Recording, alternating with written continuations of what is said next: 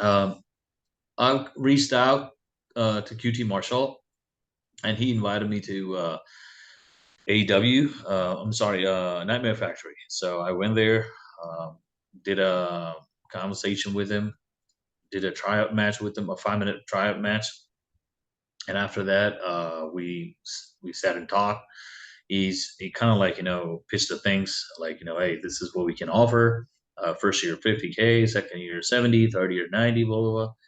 And he said like Tony Khan would like to have you in AEW. I'm kind of like under the impression, okay, it's cool, it's great, and they invited me uh, for my first match there, and after that, I think it was after that or before that, I got to see my phone because he said, no worries, we send you your pictures and everything, you're good. Since you speak multiple languages, I'm even uh, trying for a contract or something like that. There's a possible contract for you or something like that. That's what he said. Again, I gotta see. I gotta check my phone. Yeah. But since I speak 5, 6 languages, probably a commentary or some stuff for India. So that's what he told me, and I was like, okay, that's really cool. After my first match, Tony Khan came to us like, and he was like, that was fucking awesome. I don't know if I can use profanity Yeah, yeah, here on go your ahead. show. No worries. Yeah. And he came to me like, that was fucking awesome. I love everything what you did out there. And I was like, I'm blown away with that because I never thought that guys like Tony Khan was really close and friendly like this. And I was like, wow, cool. And later that night, also early morning around 3 o'clock or something, we had catering like, the Marriott Hotel where I was having food. And you know what? A guy who been doing Uber and Lyft at night for 3, 4 years. I had sleeping issues, insomnia problems. Like I don't really sleep. I sleep in my daytime. I barely see sunlight. So I was just walking around. Got a chance to meet some people. I don't want to disrespect anybody, bother anyone. I don't want to rub anyone in the wrong way. So I don't really bother anyone. I wanted to go outside and just want to feel that fresh air. That's when I saw a couple of people were sitting on the left side. So they invited me to join them, and that time I got a chance to talk to Tony. And Tony Khan, again, I said this in Renee's podcast. He reminds me of Mike Tenay because of the knowledge this guy have. Like, he was talking about some wrestling matches that happened in 1982, and he was saying about the commentator, what was the first match on the card, and even he was saying who was the referee and everything. And I was like, oh wow. And that was the impression. And again, like the guy had like insane amount of knowledge.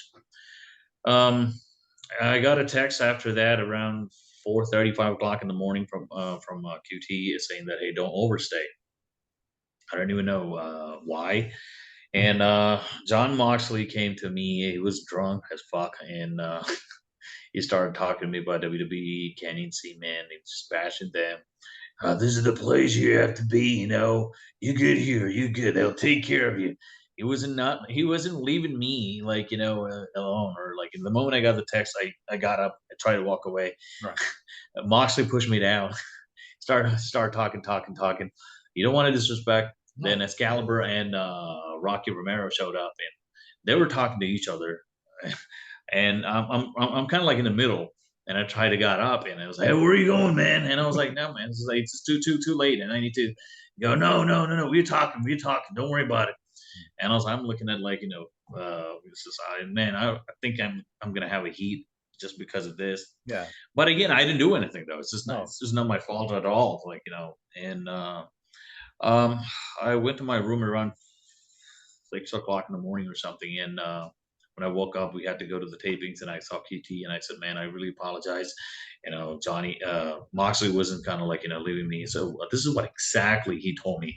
Moxley is an asshole when he gets drunk. So I understand. No, don't worry about it. So the guy says this, and then a week or two later, he kind of like embarrassing me in the nicest ways possible. He in front of his students, he said, "Vineesh, you're a nice guy. You're a nice person, but you have a heat. You don't know. You talk too much." You don't know how to talk to people. You talk too much, and you have heat, and you were bothering Pac. Pac told me this, which is absolutely completely bullshit and lies because I knew the moment he said that he was lying. The reason is we were about to have a meeting or something when I was there. So this is one of those times where we're like, wrestlers were so fans for 3 days, 3 or 4 days, I believe. I don't remember. For Dynamite Dark Elevation tapings. So I was standing in the corner. Pac came by and he asked me, "Hey man, what's going on, dude? So what's your nationality? Where are you from?" And I was like, started talking. That's when QT came in and it was like, "Hey Vineesh, come in there. We have a meeting." And I was like, "Okay, no problem." And then later that night, I was waiting for an elevator.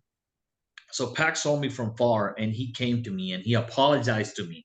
"Hey dude, I'm sorry. Like, he called you, like, just wants to talk to you. I'm sorry. I don't want you to feel like in a bad way or something like that." And then we talked a little bit, like for 1 2 minutes, and I shook his hand. I got into the elevator and I went to my room. So tell me, why would, and again, I did not approach Pac. He came to me Right. when he saw me waiting for the elevator. So tell me, why would Pat goes to QT and say QT Marshall and say, "Hey, this guy is bothering me," something like that. And again, that was a complete bullshit. And again, in this business, you have to kiss people's ass to get somewhere. I did everything, and again, there was not an honest answer from him because he threw a lot of stones at me, thinking that okay, it's not he won't be able to do it, so he might kind of like shut up. But at the same time, I'm following up with him about the contract he mentioned, right? Right. I'm working out at his school. One day he came in and asked me, "Hey man, Vineesh, how about 35K per year? You good with that?" I said, "Yeah, absolutely. I mean, I don't care if it's 10 grand per year. I just want to work. I just want to wrestle. I just want to, learn as much as possible, pick the brains of the legends. Just want to be around. You know what I'm saying? I just want to wrestle as much as possible." That's all I told him, and it was like okay. And then again, a couple of weeks or a couple of months passed by. I don't remember a date. I have to again check the phone. And he messaged me. He said, "How about $500 a week just to come here and train at the facility?" I said, "Yeah, absolutely." And again, man, I mean, he's saying all these things, giving me hope, right? And then after that, everything started changing. Like, okay, you gotta look like a wrestler. You gotta build some muscles. Okay, I eat right, start lifting weight, and I was like, okay. And then he said, "I have to get gear that looks very similar to Jinder Mahal," which I did, by the way. I sent him the pictures, some of the designs, and he chose the designs, and I made the singlet. And again, he wanted me to wear something that represent colorful Jinder Mahal in India for him. And of course, this is a lot of people. They don't know about the South Indian and North Indian or East Indian culture differences. For them, it's gas station, grocery store, slumdog millionaire, Greg Holly. But anyway, Yeah. after this, that's what he told me. Then I did all that. I said, "Hey man, I did everything what you said." I'm following up with him. Like, what's going to be next? Like, what do you want me to do? You want me to change my wrestling style? I can go and learn some gymnastics and acrobatic, whatever. He said, "No, your wrestling is fine. Everything is good. And we have plans for India. We're going to hire more Indian wrestlers and we're going to do show for India." I was like, "Awesome. Keep working, keep working." And in between, I got invited again to do a match with the acclaimed Castor and Bowens. Bowens, professional, very, very respectful, very professional, respectful. I wish I could say the same about Castor, Okay. but not really, because again, from what I learned, this business is different. Like when you train and when you get a chance to attend all these seminars, you learn so much from so many different people and so many different legends. So you learn about psychology, in ring psychology, right? That's something that I barely seen in AEW. But anyway, I was invited back again. Cole Cabana was the coach. He came in. So the coaches are there to make sure everything goes well. Both parties are fine and okay with everything, what we call in the back. Mhm. So Cabana came in there in 3 seconds. He said, I see you guys. And he walked away. Caster called everything pretty much. And he pitched some spots here and there. And Cabana came back after 10 minutes. You guys are good. Let's go. And I didn't really want to do one or two spots. And I expressed my concern. But he didn't really fucking care because I'm not a contracted wrestler. I haven't signed anything. We are there to make them look good on TV because it is one at that point of time. Most of these indie wrestlers are getting squashed under 2 minutes, 3 minutes, 5 minutes, just bodies. You know what I'm saying?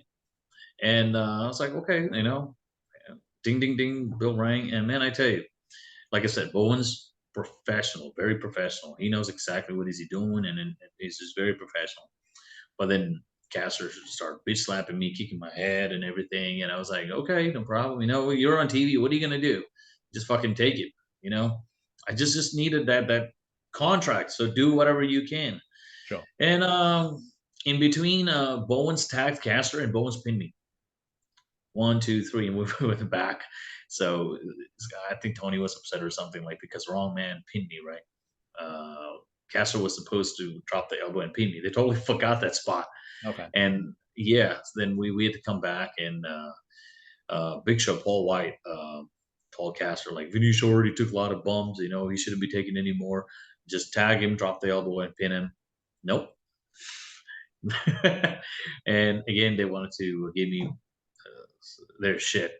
And then Caster dropped the elbow 1, 2, 3. After this, they put the blame on me because I believe Baron Black is the one actually told me a couple of weeks later. He said, like, man, you got to change your gear, you got to change your look. I don't think you're TV ready. And I was like, okay, no problem. But again, none of these things like came from QT. It's like Baron was saying it. He said I got to change my gear, look, and everything, and I got a chance to talk to QT. I'm asking, hey, how was my match? Oh, I didn't see you, dude. Okay, I need critiques, right? And I'm keep asking him, like, okay, what do you think I need to improve? And Baron told me, like, this is what happened. Is that true? And he's like, everything is good, man. Like, at this time, we don't have any plans for India right now. That's what he's saying. Oh. I am willing to learn, and I'm here to improve and get better myself. But there is no straight, direct conversation from the man saying that, hey, man, Vineesh, you need to improve on this. You need to improve on this. But hey, you need a singlet. Okay, I got the singlet. You need to look like a wrestler, even though I don't know in which way Joey Janela, Marco Stunt, and Jungle Boy look like a wrestler, but still. Yeah. I'm 6'2". I'm Okay. 6'2", and I was 230 pounds, and I cut down weights and ripped, lose some, size, and got down to 215, 218. And again, like, giving my best. And I even asked the guy if it's my wrestling style, I'll change it. I'll learn some gymnastic moves, whatever. But again, there was no straightforward answer for anything, and it was always like bluffing back and forth.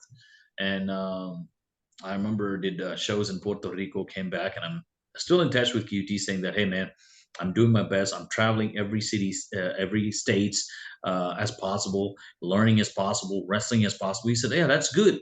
As much as you can learn, as much as you can wrestle, that's always good. Good, keep it up. And again, I'm asking, so what about the contract? Like, you said, I, I still speak 6 languages. It's not like I forgot or something like that. Yeah. Because that, it was like, hey man, I don't think you will ever come back because you have a heat. And I was like, why? You overstayed. You overstayed in the hotel. And I was like, and again, like I said, there was another podcast I did. I said pretty much the same thing. Queen is dead. We have earthquakes, tsunamis. We have wars going on, but you have a heat because you overstayed. This kind of childish fucking shit that is really killing the business. And a lot of guys, they don't come out. I'm sure he said these kind of things to a lot of people. I think I don't want to name the guys. I don't want to throw them under the bus, but I spoke to a few guys and they said the same thing. QT told them, "Oh, you gotta look like a wrestler. You gotta gain more muscle." Blah blah blah. I mean, dude, look at your fucking company that you're working for. A guy actually, A pizza maker is in the fucking ring.